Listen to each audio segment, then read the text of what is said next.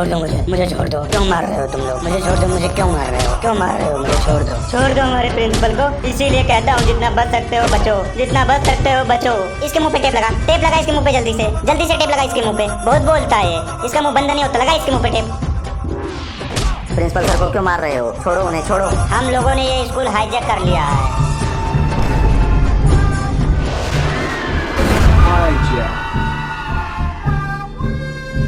अगर किसी ने ज्यादा स्मार्ट बनने की कोशिश की ना तो पहली गोली उसी के सर पे मारूंगा। ओए प्रिंसिपल के बच्चे, तू क्या अपने आप को समझ रहा था? तू बच जाएगा हम लोगों से?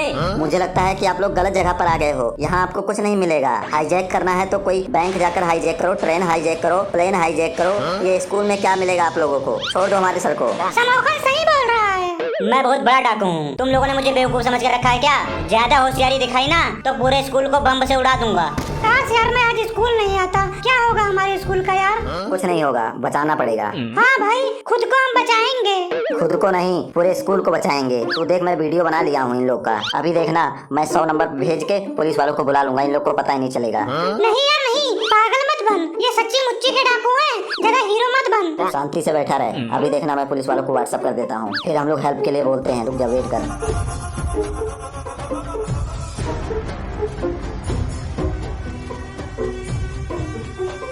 अगर किसी की भी आवाज आई तो तुरंत गोली मार दूंगा उसको। चलो अपने घर का नंबर बता नंबर। 0003 7 7 11 15 7 11 15।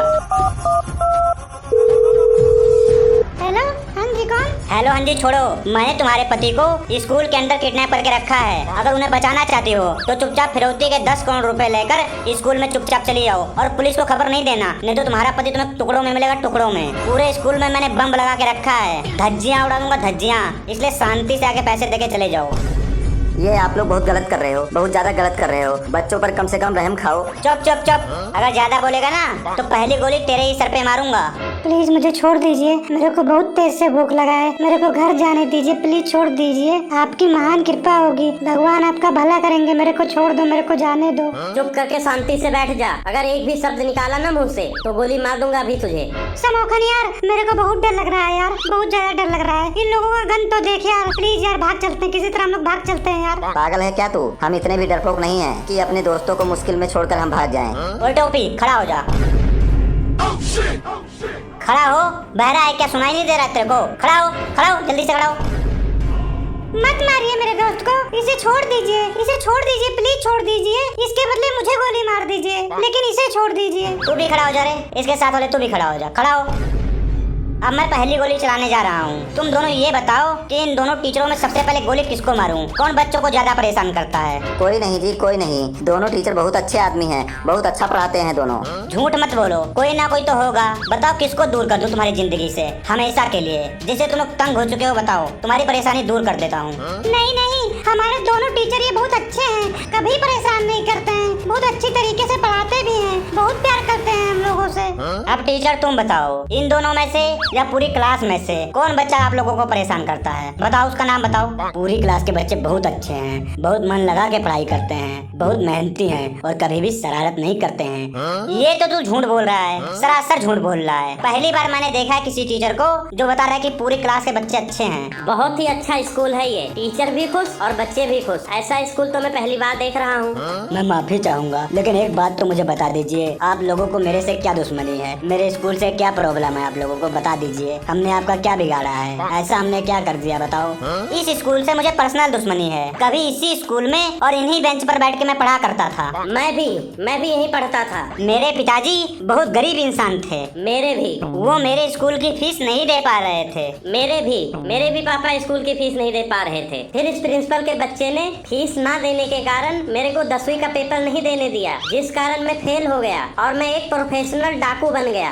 आप लोगों के पास फीस देने के पैसे नहीं थे तो आप लोगों को प्रिंसिपल के पास फीस माफी की अर्जी दे देनी चाहिए थी। प्रिंसिपल सर फीस माफ कर देते। मैंने बहुत सारे एप्लीकेशन, बहुत सारी अर्जी फीस माफ करने के लिए इस प्रिंसिपल को लिखा, पर इस प्रिंसिपल ने एक पर भी साइन नहीं किया। ये 10वीं पास नहीं कर पाया और मैं BA तक पढ़ाई किया हूँ। BA पास होने के बाद मैं नौकरी लेने के लिए कंपनी में गया। कंपनी वालों ने मुझे धक्के मारे। दुकान पे काम किया तो उन्होंने मुझे चोरी का इल्जाम लगा के दुकान से धक्के मारे। खुद का बिजनेस स्टार्ट किया मोहल्ले में मुर्गा काटने के लिए, तो मोहल्ले वालों ने धक्के मारे। कुछ दिन घर पे पड़ा रहा, कुछ ना किया तो घर वालों ने धक्के मारे। अब मैं भी धक्का खाना छोड़ दिया, रिश्ते और रिश्तेदारों को छोड़ दिया, मिल गया इनके साथ और बन गया डाकू। अब मोहल्ला, वो शहर, वो कोना छोड़ दिया।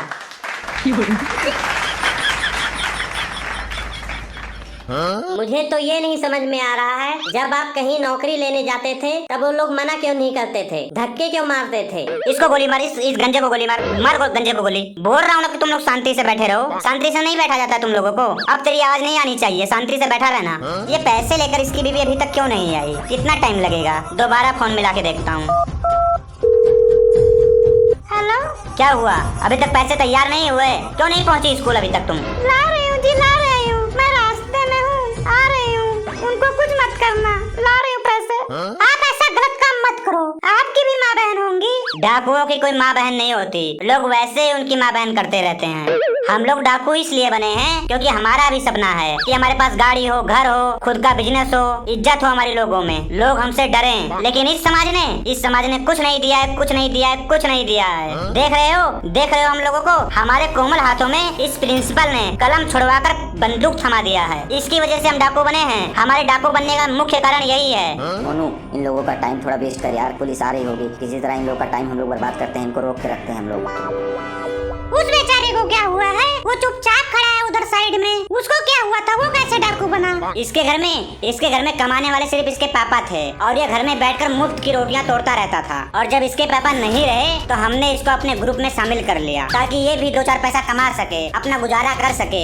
अब मुझसे इंतजार नहीं हो रहा है, मैं इस प्रिंसिपल के बच्चे को गोली मारने जा रहा हूँ। इसकी बीवी लगता है नहीं आएगी, पूरा स्कूल उड़ा दूंगा मैं। नहीं, ऐसी गलती कभी मत करना, ऐसी गलती कभी मत करना। ऐसा ना करो ऐसा। मेरी बात सुनो, इस स्कूल से पढ़कर जज निकले हैं, वकील निकले हैं, पायलट निकले हैं, इंजीनियर निकले हैं। मैं भी निकलने वाला हूँ। वो सब यहाँ से बच के निकले होंगे ताकि ये प्रिंसिपल उन सबके ऊपर जुल्म ना कर पाए। मैं भी इस स्कूल से निकलकर एक बहुत बड़ा और मशहूर डाकू बन चुका हूँ। मेरे पापा बहुत बड़े डाकू थे, उनसे पूरे शहर के लोग डरते थे। फिर आगे क्या हुआ? पुलिस ने उनके सर पर इनाम रखा था 1 करोड़ रुपए का। जो मेरे पिता को जिंदा या मुर्दा पकड़ कर लाएगा, पुलिस उन्हें 1 करोड़ रुपए देगी। फिर क्या हुआ? आपके पिताजी जिंदा पकड़े गए कि मुर्दा? वो मुर्दा पकड़े गए थे। ओहो, फिर वो 1 करोड़ का इनाम किसको मिला? मुझे मिला, मैंने पकड़वाया था अपने पिता को, मुर्दा। आप तो बहुत खतरनाक डाकू हो, आपसे मुझे डर लगने लगा है। ये तो कोई खतरनाक वाली बात नहीं है, इससे भी खतरनाक डाकू मेरे दादाजी थे। मतलब आपसे भी खतरनाक आपके दादाजी थे? उनके बारे में भी थोड़ा बता दीजिए हम लोगों को,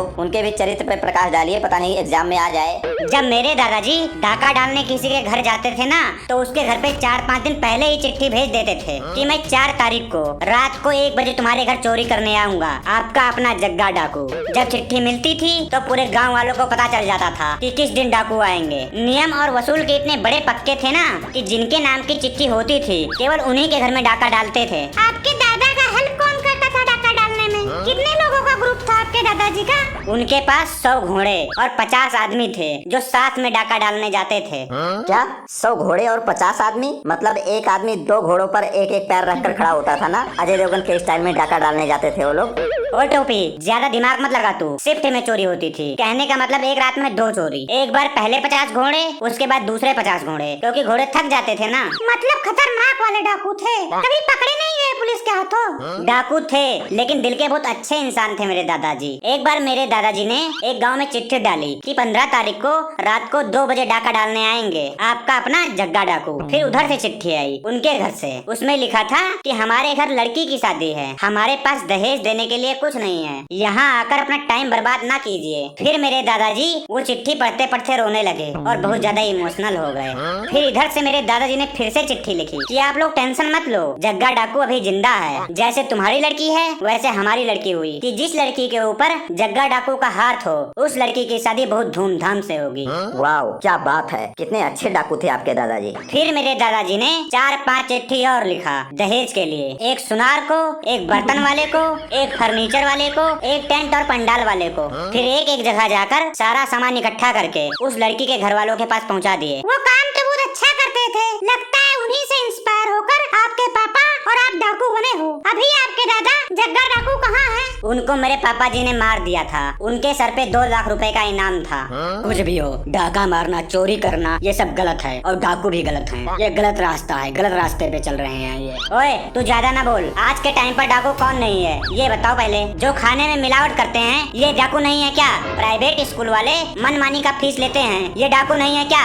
ये लोग जो बिजली का चोरी करते हैं ये लोग डाकू नहीं है क्या? गरीबों का जो हक खाते हैं ये डाकू नहीं है क्या? नहीं है डाकू। आप सही बोल रहे हैं। मैं बहुत ही मोटिवेट हो रहा हूँ आपकी बातें सुनकर। अच्छा ये बताइए, आपने बड़े से बड़ा डाका कितने रुपए का मारा है? एक बार हमने 5 लाख रुपए का डाका मारा था। पूरे साल घर बैठ के खा रहे थे, कहीं जाने की कोई जरूरत नहीं थी। डाकू बनने के लिए कौन सा कोर्स करना पड़ता है? 10वीं के बाद हम ज्वाइन कर सकते हैं क्या?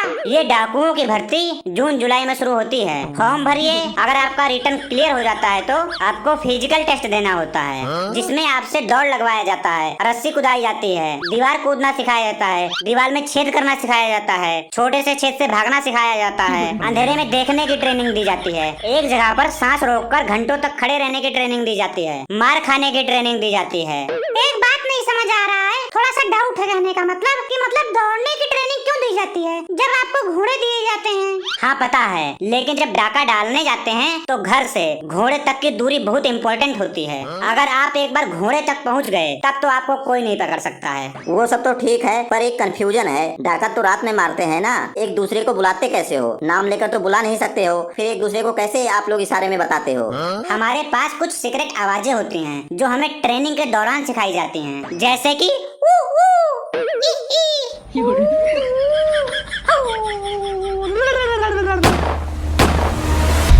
पुलिस आ गई यार, पुलिस आ गई। बच गए हम लोग बच गए भाई, पुलिस आ गई।